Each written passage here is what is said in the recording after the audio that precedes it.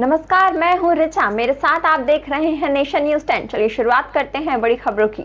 मुख्यमंत्री पुष्कर सिंह धामी से गुरुवार को मुख्यमंत्री आवास देहरादून में राष्ट्रीय सुरक्षा सलाहकार अजीत डोभाल ने भेंट की। उन्होंने विभिन्न समसामयिक विषयों पर मुख्यमंत्री से चर्चा की। वहीं सीएम धामी ने अजीत डोभाल को शॉल उड़ाकर सम्मानित भी किया।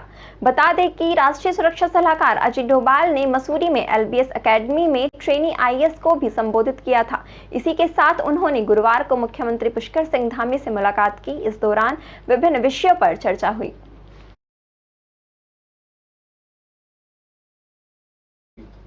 बीजेपी विधायक किशोर उपाध्याय और पूर्व मुख्यमंत्री हरीश रावत के बीच उत्तराखंडियत शब्द को लेकर खींचतान जारी है। किशोर उपाध्याय ने कहा कि हरीश रावत उत्तराखंडियत को लेकर किताब जारी करने वाले हैं, लेकिन उत्तराखंडियत शब्द किशोर उपाध्याय की देन है। साल 2016 में हुए एक राजनीतिक घटनाक्रम में उन्होंने उत्तराखंडियत शब्द का प्रयोग किया था और आज हरीश रावत यदि उत्तराखंडियत शब्द को आगे बढ़ाना चाहते हैं तो इसमें उन्हें कोई परेशानी नहीं है, लेकिन हरीश रावत को ये भी स्वीकार करना चाहिए कि ये शब्द किशोर उपाध्याय का दिया हुआ शब्द है।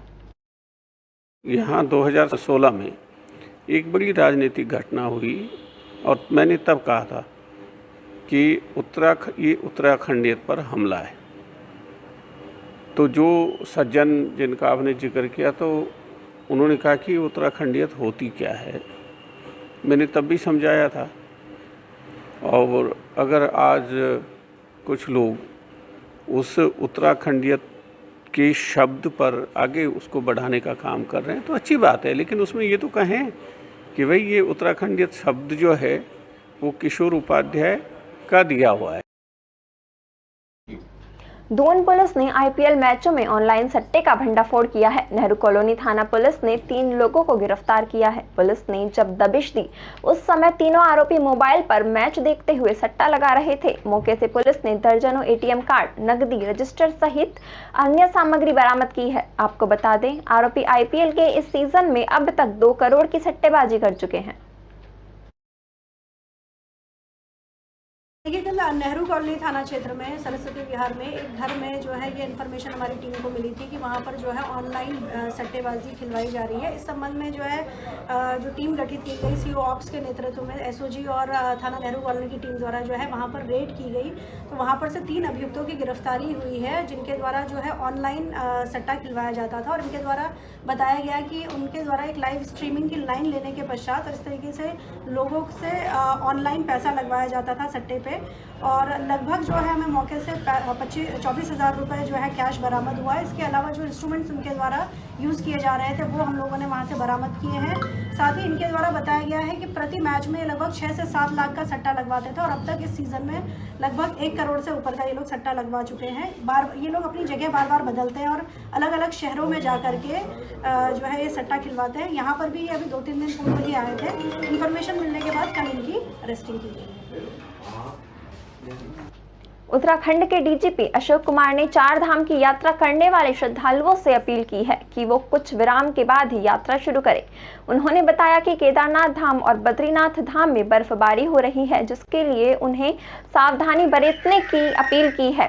साथ ही मौसम का पूर्वानुमान देखकर और कुछ विराम के बाद यात्रा शुरू करने की यात्रियों से अपील की है। मैं समस्त देशवासियों को अवगत कराना चाहूँगा कि आज केदारनाथ जी में फिर से बर्फबारी हुई है। लगभग 3 घंटे से बर्फ़ गिर रही है वहाँ पर।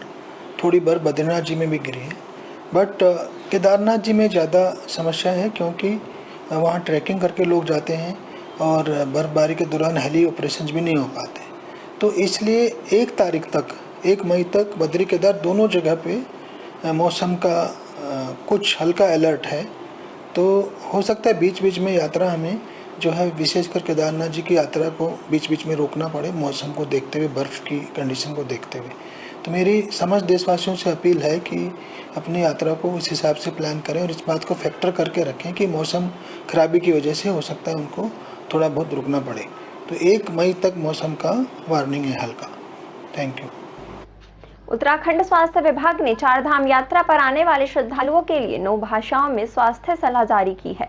विभाग ने हिंदी और इंग्लिश के अलावा 7 और भाषाएं जिसमें बंगाली, गुजराती, तमिल, तेलुगु, मलयालम, कन्नड़ और उड़िया भाषा में भी एसओपी जारी की है, जिससे अन्य राज्यों से आने वाले श्रद्धालुओं को उनकी भाषा में स्वास्थ्य संबंधी गाइडलाइन मिल सके। साथ ही उनको इससे गाइडलाइन पूरी तरह से भी समझ आ जाएगी।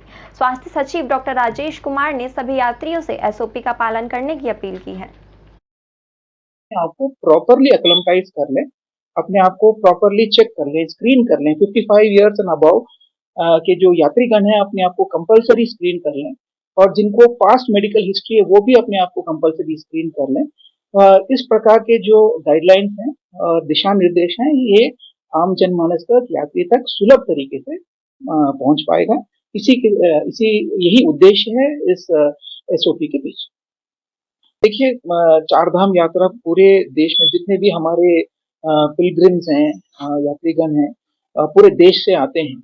और कभी कभार ये देखने को मिला है कि जो भी हम गाइडलाइंस जारी करते हैं, हेल्थ रिलेटेड एसओपी जारी करते हैं, कभी कभार इंफॉर्मेशन का अभाव रहता है क्योंकि वो उनके लोकल लैंग्वेज में नहीं रहता।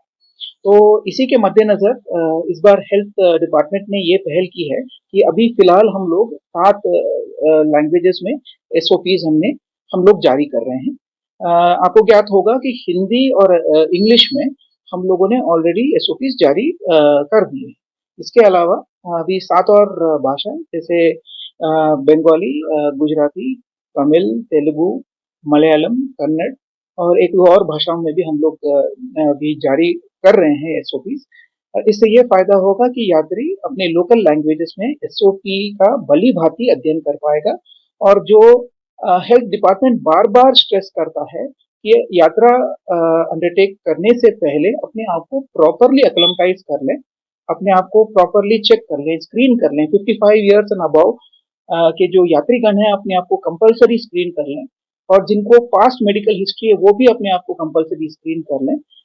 इस प्रकार के जो गाइडलाइंस हैं, दिशा निर्देश हैं, ये आम जनमानस तक, यात्री तक सुलभ तरीके से पहुंच पाएगा। यही उद्देश्य है इस एसओपी के पीछे। पौड़ी जिले की लैंसडाउन विधानसभा क्षेत्र के रिखणीखाल के जेई गांव में बाघ का शावक वन विभाग पिंजड़े में कैद हो गया। हालांकि खतरा अभी भी टला नहीं है। इस क्षेत्र में एक और बाघ की सक्रियता कायम है, जिसके मद्देनजर जिलाधिकारी ने आज समस्त विद्यालय और आंगनबाड़ी केंद्रों में अवकाश घोषित किया है और छात्रों की कक्षाएं ऑनलाइन माध्यम से चलाने का आदेश शिक्षा विभाग को दिया है।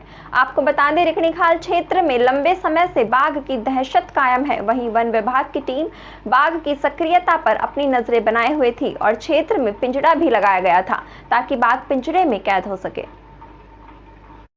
वन संरक्षक हैं गढ़वाल क्षेत्र के, उनसे मैंने भी बात की है और वहाँ पर कैंप करवाया गया था। डीएफओ को भी और मंडल के जो हमारे कंजर्वेटर फॉरेस्ट हैं वो भी कैंप कर रहे हैं और निरंतर सतर्क रहने हेतु निर्देशित किया गया। इसके अलावा ग्रामीणों को भी कुछ सुझाव दिए गए हैं, तो उस ढंग से जिलाधिकारी उस पर कार्य कर रहे हैं।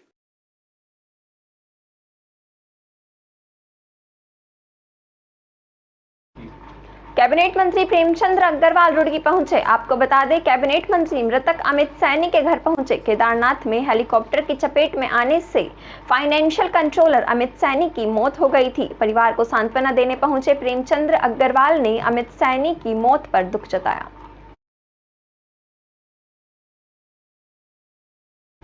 रामनगर वन विभाग के कोसी रेंज में सीतावनी मार्ग पर बाघिन पर्यटकों की जिप्सी पर झपट पड़ी। हालांकि बाघिन जिप्सी के अंदर नहीं घुसी। आपको बता दें, टेढ़ा गेट से पर्यटकों की जिप्सी सीतावनी जोन में जंगल सफारी को जा रही थी। ग्रासलैंड के समीप पर्यटकों को सड़क किनारे एक बाघिन दिखाई दी। बाघिन को देखकर पर्यटकों की जिप्सी रुक गई। इस पर बाघिन अचानक हमलावर हो गई और जिप्सी की ओर कूद पड़ी, जिससे जिप्सी में बैठे पर्यटकों के होश उड़ गए और चीख पुकार मच गई। गनीमत रही कि बाघिन ने पर्यटकों पर हमला नहीं किया और वो जंगल की ओर चली गई।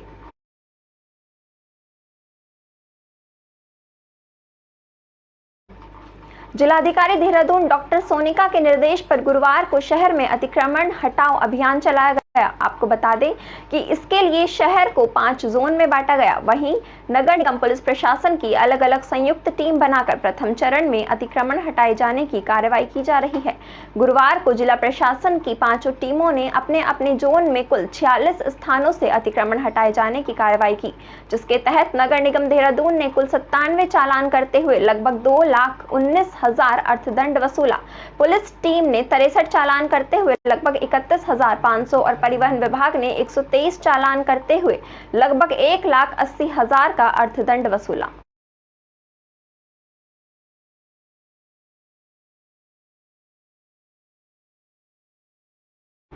दिव्यांगों के लिए लगे समाज कल्याण विभाग के शिविर में खानपुर के वर्तमान और पूर्व विधायक के समर्थक आपस में भिड़ गए। पूर्व विधायक और उनकी पत्नी की मौजूदगी में दोनों के बीच खूब मारपीट हुई। पुलिस मौके पर पहुंची तो मामला शांत हुआ। वर्तमान विधायक पक्ष ने थाने में इसका मुकदमा दर्ज कराया है।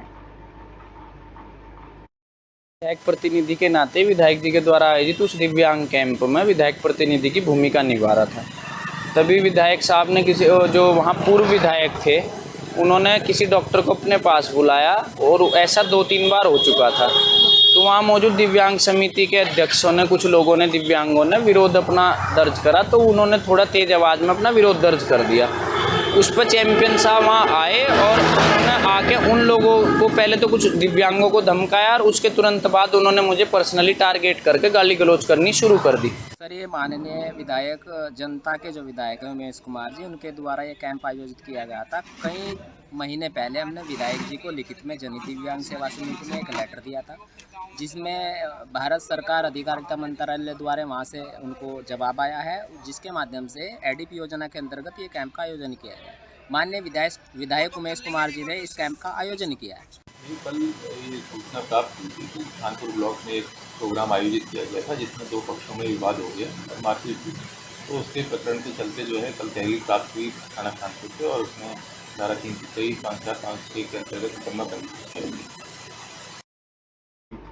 शक्ति फार्म के गुरुग्राम शिवतला के शिव मंदिर में बाबा के 3 माह के उपवास के उपरांत हवन यज्ञ करते हुए कलश यात्रा निकालकर भंडारे का आयोजन किया गया, जहां पर हजारों की संख्या में श्रद्धालुओं ने पहुंचकर प्रसाद ग्रहण किया।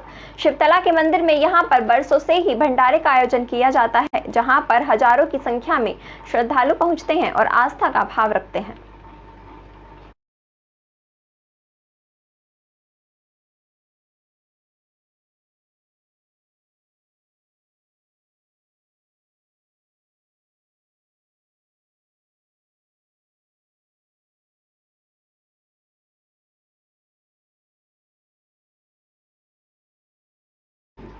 ऐसी ही देश और दुनिया से जुड़ी बड़ी खबरों के लिए देखते रहें नेशन न्यूज़ 10। नमस्कार।